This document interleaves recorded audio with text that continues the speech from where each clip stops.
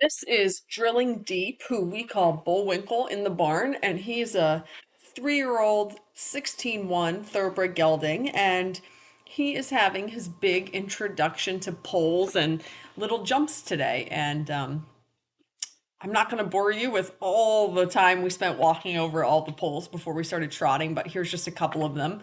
But basically, I want everything in my ring to be easily walked over. And so I spend a lot of time at the beginning just walking them over everything, getting them really straight and confident from the walk before I want to do anything from the trot.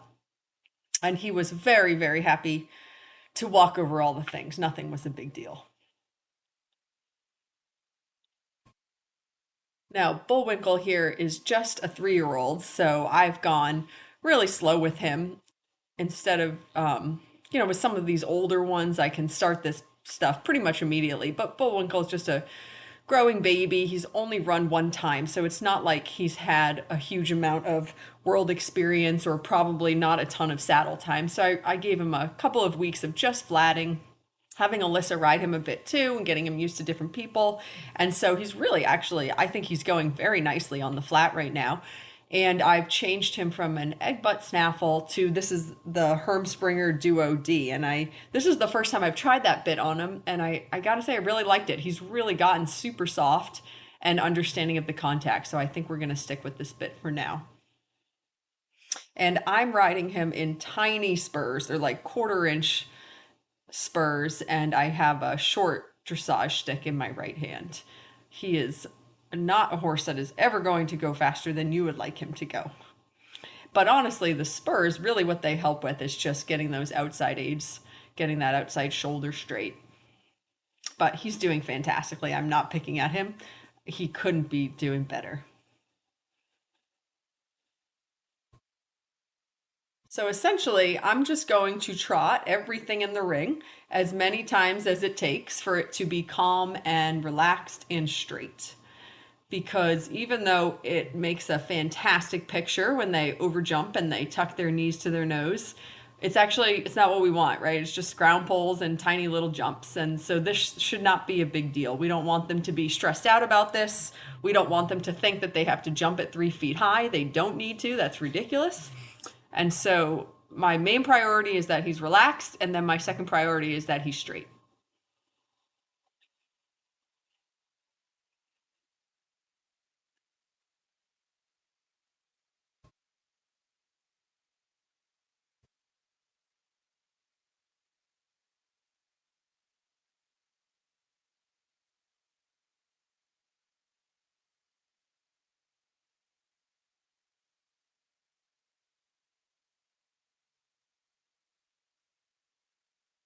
I cut out some of the trotting in between all these things because this video is already kind of long in an effort to shorten it up. Obviously, he's a really wild horse here coming over the flowers.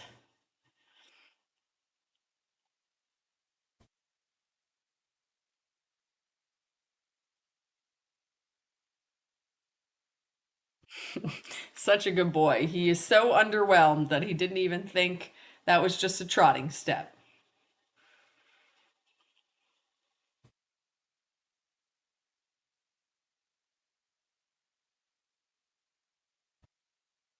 Good boy. It's always a little harder for them when you're doing something away from the gate or away from the barn because, of course, the barn and the gate are like a black hole. It's sucking them towards it. So it's always in your benefit to first do things in that direction to use that leverage to help you. And so then I always am reminding myself that when I turn it around and I'm going the other way, you have to kind of ride it like it's a brand new thing all over again.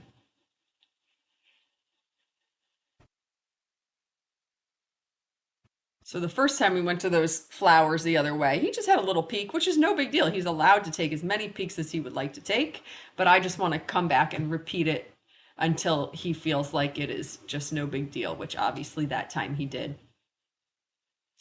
So then we paused to walk over my two bigger flower boxes.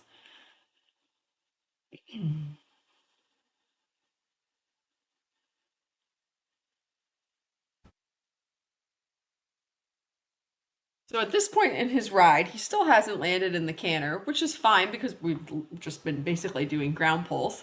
So I'm not upset that he hasn't landed in the canter, but in the back of my mind, I am thinking that, these are slightly bigger, slightly more impressive for a baby horse seeing things for the first time. So I am thinking that this hopefully is a good opportunity with these slightly bigger things to encourage him to actually make a little bit of a jumping shape and effort and hopefully land in the canter.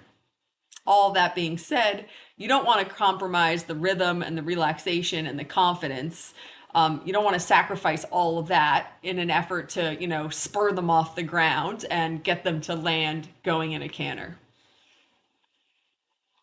So that time that he trotted the boxes, he almost landed in a canter. He did like a half a stride and then he came back to the trot, but that was encouraging. That's things trending in the correct direction. He actually did some really balanced turns there in the trot onto the center line. Good. So sort of the same thing happened again that time. He almost landed in the canter. He had a little look, got a little wiggly there on landing, but not terrible, nothing to be upset about.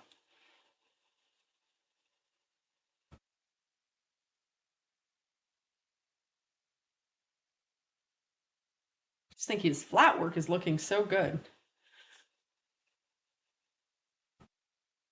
And then that made me really happy. That was the first time he honestly landed in the canter and came away.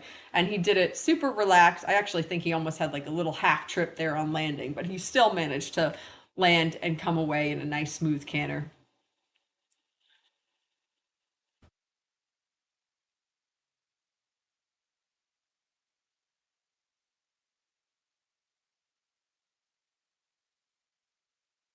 And then that time was really good.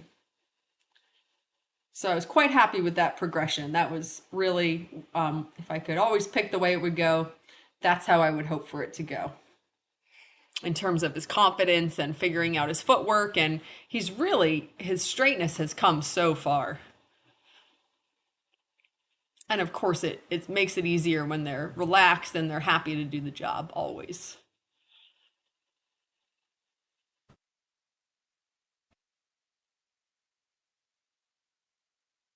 Now, this is slightly harder, not really because of the flowers on top, that doesn't really matter, but just because it doesn't have standards.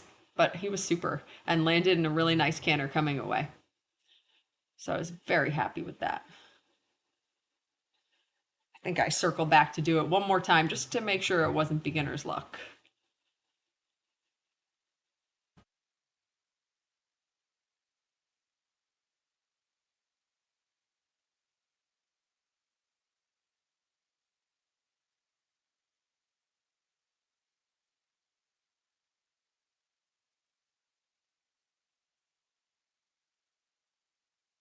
Really good boy. And so then coming the second time, he's decided that it is nothing to shake a stick at. So he's can't be convinced to land in the canter again, which is fine. So then I thought we'd introduce my little Barrels X. He was very good over that the first time.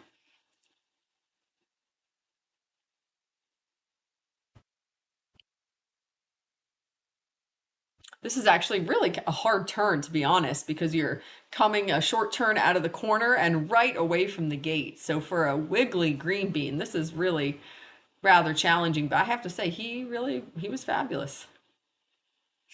So he jumped the cross real cute. I sort of lost the right shoulder there. If you saw it, we sort of went sliding to the right as we cantered away. So then the next time we go to that, I made sure I rode that quite straight. I decided that I thought he could do that cross rail to the box on the center line, but I wanted to go back and jump the box on the center line by itself first in the other direction to make sure that he wasn't going to be surprised by that as we're putting two jumps together for the first time. So here we go. This is the grand finale. He's going to jump the cross rail to the boxes on the center line. And I'm not going to lose his right shoulder. So cute to the cross rail. What a perfect baby horse. Couldn't be more happy with that. Such a good boy.